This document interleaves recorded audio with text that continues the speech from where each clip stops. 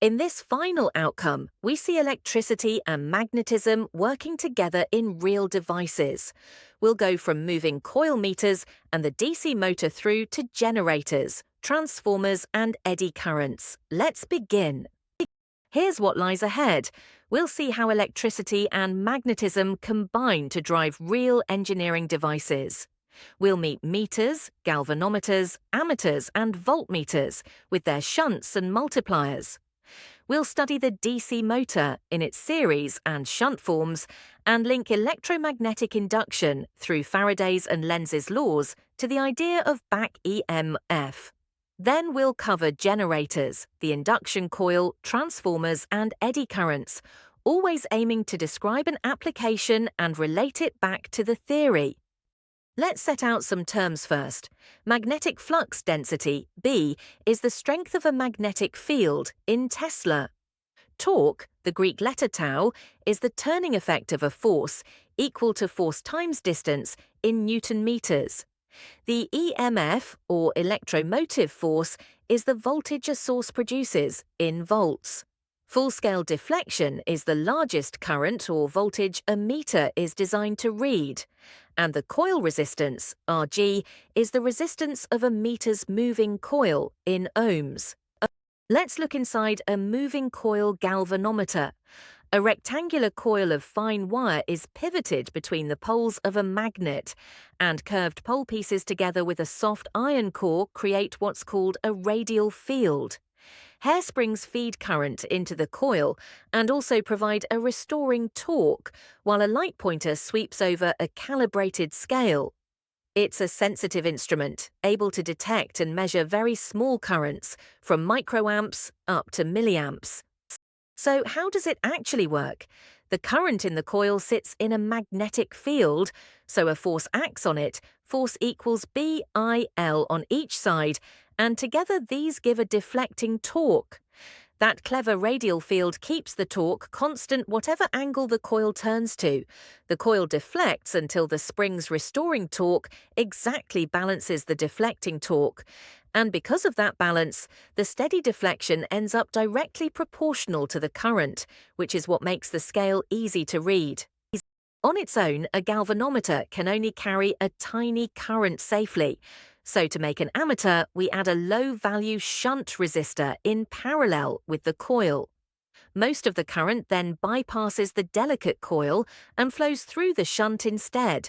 Since an ammeter goes in series with the circuit, it needs a very low resistance overall. The shunt value comes from a simple formula. The shunt resistance equals the galvanometer current times the coil resistance, divided by the difference between the total current and the galvanometer current. Let's size a shunt. Our galvanometer gives full-scale deflection at 5 milliamps and has a coil resistance of 20 ohms, and we want it to read up to 5 amps. The current through the shunt is the total minus the galvanometer current, so 5 minus 0.105, which is 4.995 amps. The voltage across the coil at full-scale deflection is 0.05 times 20, that's 0.1 volts. The shunt must carry 4.995 amps at that same 0.1 volts, so its resistance is 0.1 divided by 4.995, which is about 0.02 ohms or 20 milliohms. To measure voltage instead, we add a high-value resistor in series with the coil, called a multiplier. Its job is to limit the current to the coil's full-scale value even when a large voltage is applied. Because a voltmeter connects in parallel across a component, it needs a very high resistance so that it draws hardly any current from the circuit it's measuring. The multiplier value is the voltage divided by the galvanometer current minus the coil resistance. Let's size a multiplier for the same galvanometer, 5 milliamps and 20 ohms, this time to read up to 10 volts. The total resistance needed is the voltage over the galvanometer current, 10 divided by 0.05, which is 2000 ohms. The coil already supplies 20 ohms of that, so the multiplier is 2000 minus 20, giving 1980 ohms. That series resistor turns our meter into a 10-volt voltmeter. Let's compare the two instruments. An ammeter measures current, connects in series, and has a very low resistance thanks to its shunt, so ideally it would have zero resistance. A voltmeter measures voltage, connects in parallel, and has a very high resistance thanks to its multiplier, so ideally its resistance would be infinite. Getting those connections the right way round matters. An ammeter in series, a voltmeter in parallel. Now to the DC motor, which turns current into motion. A current-carrying conductor in a magnetic field feels a force. Force equals BIL. In a motor, the two sides of a coil carry current in opposite directions, so the two forces act as a couple and produce a turning torque. In this way, the motor converts electrical energy into mechanical rotation, and you'll find them in fans, pumps, trains, power tools, and electric vehicles. Let's look at how a DC motor is built. The armature is a coil wound on a laminated iron core. Field windings, or permanent magnets, supply the main magnetic field. The clever part is the split ring commutator, which reverses the coil current every half turn, with carbon brushes pressing against it to feed the current in. That regular reversal is essential.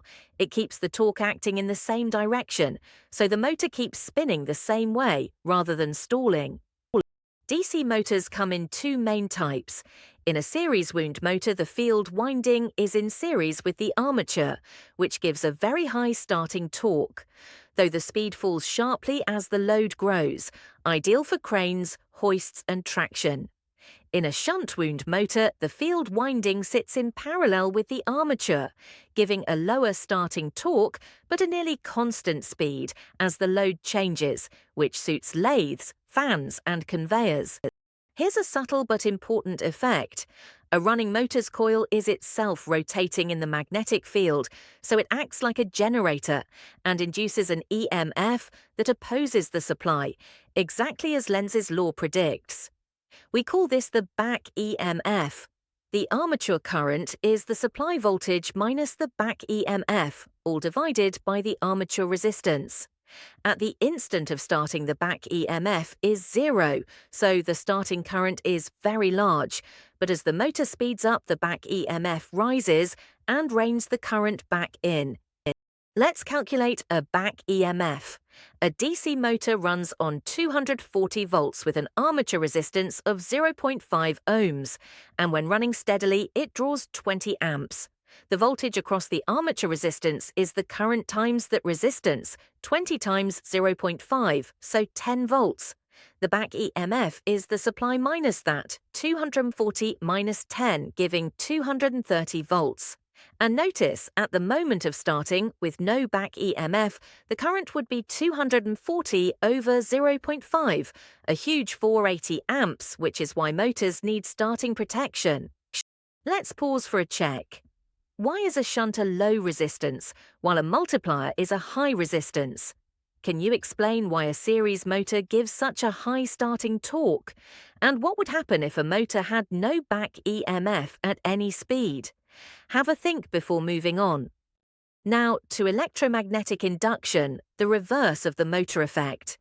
A changing magnetic flux through a coil induces an EMF, and the faster the flux changes, or the more turns you have, the larger that EMF. Faraday's law puts it precisely.